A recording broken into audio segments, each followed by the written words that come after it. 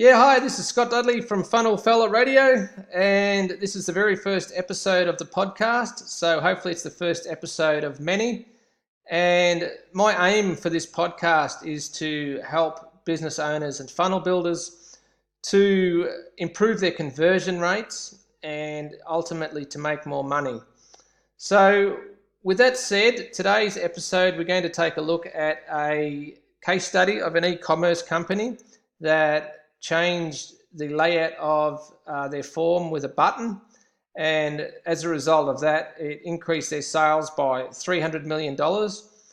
And what this whole episode is really about is when designing funnels, many funnel builders overlook how they approach the layout of their order forms, and often they don't take it as seriously as they should.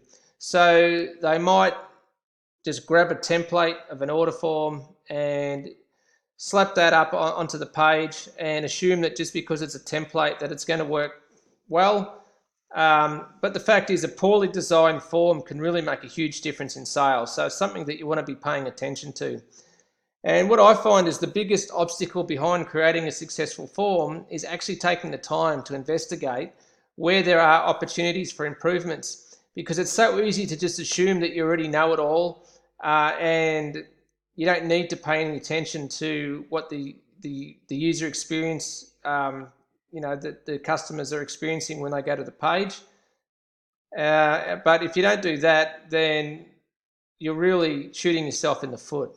So with that said, here's a classic example from the e-commerce world that we can learn from as funnel builders.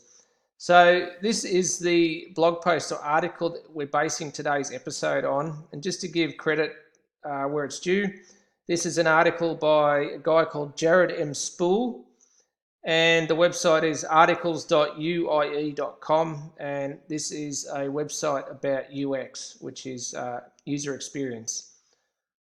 Okay, so this is a story of an incredibly simple adjustment to a checkout form that actually resulted in a $300 million increase in sales. And the amazing thing about this story is that the form had just two fields, two buttons, and one link. So to give you context, the fields were email address and password. The buttons that were on the page were a login button and a register button. And the link text was forgot password. And it was actually the login form for the site. So to give you even more context, this is the type of form that users would see all the time on other websites. So it was nothing new or unusual, which sort of begged the question, how could they possibly have any problems with it? However, the problem wasn't as much about the form's layout, it was more about where the form actually lived. You see, users would encounter it after they filled their shopping cart with products they wanted to purchase, and they then pressed the checkout button. And it came before they could actually enter the information to pay for the product. So the crucial thing was the button came before they could actually enter the information to pay for the product, just to repeat that. And the thinking behind it was to enable repeat customers that have already visited the site to be able to purchase faster. And the designers didn't think that the first-time users that have never visited the site before would actually mind registering and setting up an account. However, that's where they were wrong, because luckily they had the foresight to conduct a usability test. And this showed that their thinking was dead wrong. The users actually did mind registering. And the funny thing was, the most direct feedback that they got was something along the lines of, I'm not here to enter into a relationship. I just want to buy something, which is a fair point. And some other common users that issues came across were first-time shoppers couldn't remember if it was their first time to the site or not, which you can imagine would happen a bit. And there are other users that just got frustrated with getting their email and password combinations wrong and not being able to get to the next step. So on top of that, some interesting statistics show that they were getting 160,000 password resets per day. And out of those, 75% of them never ended up completing the purchase anyway. So just to repeat, this is huge. They were getting 160,000 password resets per day. And out of those 160,000, 3/4 of them, which is like 120,000, never ended up completing the purchase anyway. So they were clearly losing a ton of revenue, which needed action. So in the end, the designers realised that the form was making life for their customers harder and not easier. And it really only helped a very small percentage of their customers. So they knew that they had to start making improvements. So that's when the $30 million fix was implemented. And what happened was the designers, they took away the register button and instead they put a continue button that showed a simple message. You do not need to create an account to make purchases on our site. Simply click continue to proceed to checkout. To make your future purchases even faster, you can create an account during checkout, which is pretty straightforward and to the point.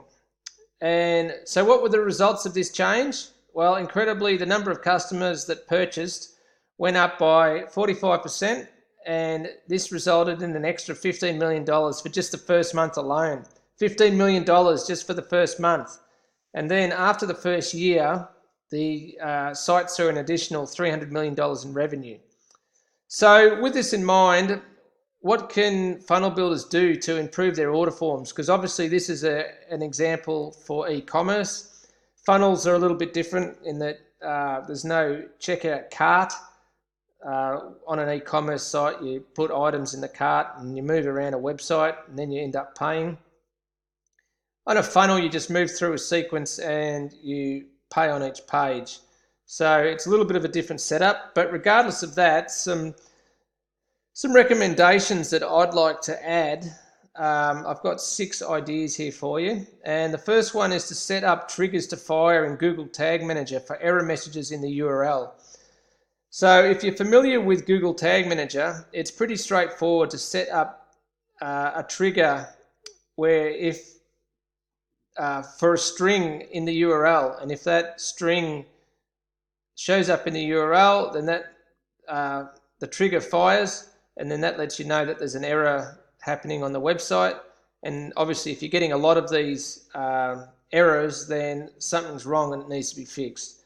So if you're not sure how to use GTM, then it's worth asking a developer to set this up for you.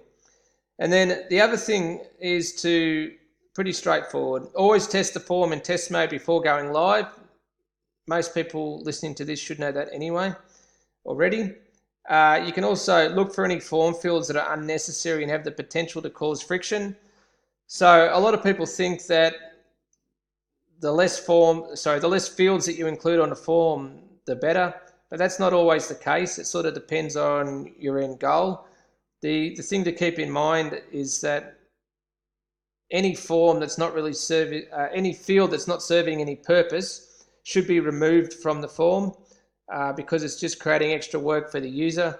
Sometimes you might have a phone number field on the form, and unless you really need that phone number, you're better off taking it off, because many people, myself included, don't like putting their phone number in the form, because then obviously somebody's going to end up calling you, and for some people they don't really like that. You can also look at putting a chat box on the page for people to contact you, whether that's sort of like a chat bot, like a mini chat or Clever Messenger type of thing, or if it's more of a traditional live chat, something like Jivio. Either way, it's a great idea to allow people to contact you if they're having issues with placing a purchase. One thing that you really should be doing as well is using Hotjar recordings to watch user activity. You can add Hotjar for free. It's pretty straightforward and easy to set this up. And if you've got a few spare minutes, it'd be a good idea to take a look at some of these recordings just to see what people are doing on the site, what actions they're performing, and if it looks like they're having trouble with understanding or getting to the next step that you want them to take. And then lastly, another one that's pretty obvious is to split test the order forms to test different layouts to see what performs better. So one thing that you could do there is have on one order form an order bump at the end of it, and then on the other order form no order bump. So you'd be testing to see which one produces the more revenue, the one with the order bump or the one without the order bump. Because sometimes if you add the order bump on there, that might put people off purchasing at all. And just because you got the order bump on there doesn't necessarily mean that you're going to end up with more revenue. So there's a few tips that you can start implementing straight away. I found this a pretty interesting story. Hopefully you did too. Hopefully you got a bit of value out of it. And that's pretty much the end of the first episode of Funnel Follow-Up Radio. Hopefully you enjoyed it. If you got any questions, just let me know. Thanks.